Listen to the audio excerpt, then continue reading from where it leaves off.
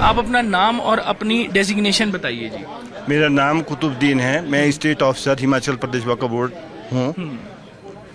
और ये जो मस्जिद को की देख रेख वक्फ बोर्ड की ही जिम्मेवारी है, आप ही की जिम्मेवारी है? वक्फ बोर्ड सारी मस्जिदों के मैनेजमेंट बोर्ड सुपरविजन करता है और इसमें जो है जो लोकल कमेटीज होती है वो जो नमाज पढ़ती है वो ही सारा इसका रख रखाव करती है अंदर का, जैसे नमाज का है, पानी का है या बिजली का है, कोई कुछ भी है वो सारे रख रखाव लोकल कमेटीज करती है। जो नमाजी होते हैं उन्हीं में से एक सेल्फ सपोर्ट कमेटी बन जाती है, वो करती है। और बाकी हमने कंस्ट्रक्शन का भी वही कमेटी करती है? नहीं, कंस्ट्रक्शन का तो नहीं करती है। कंस्ट्रक्शन का स्पेशल परमिशन इसे बोर्ड से ली जाती है।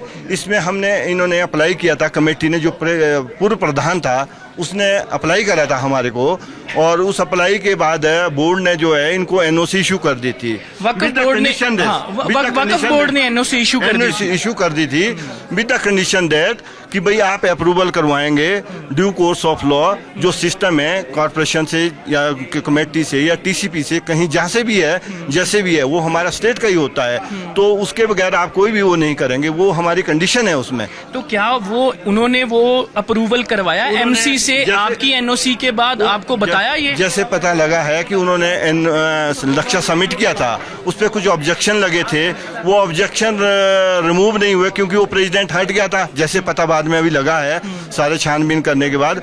और वो ऑब्जेक्शन जो लगे उसके बाद वो प्रेसिडेंट हट गया, फिर वहां पर दूसरा प्रेसिडेंट बन गया, तो उन्होंने वो चंदा चुंदा इकट्ठा करके, लोकल पब्लिक से चंदा होता है, फ्राइडे को चंदा होता है, उस चंदे से बना करके वो मस्जिद बना दी।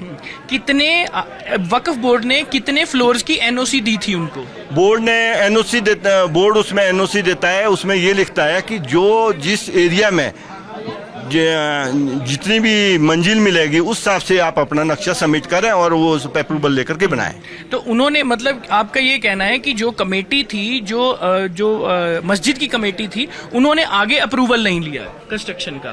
तो नक्शा सबमिट किया गया था लेकिन अप्रूवल अब तो नहीं लिया। नक्शा सबमिट कितने फ्लोर का सबमिट किया था ये मालूम नहीं है क्योंकि वो कमेटी अभी हमारे पास नहीं आई और हम उससे कांटेक्ट में हैं, तो देखते हैं नक्शा कितने मंजिल का किया था, क्या ऑब्जेक्शन लगे उसके ऊपर।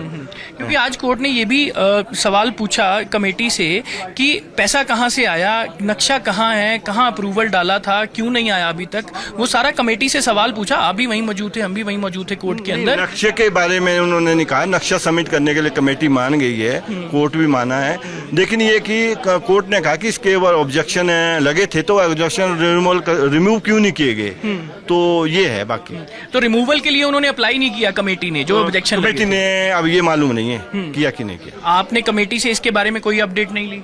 कमेटी से नहीं। जमीन की ओनरशिप का भी सवाल उठ रहा है। सरकार कह रही है कि वक्फ बोर्ड की जमीन नहीं है, वक्फ बोर्ड ने कब्जा किया हुआ है, हिमाचल सरकार की जमीन है ये। नहीं, ऐसा नहीं है।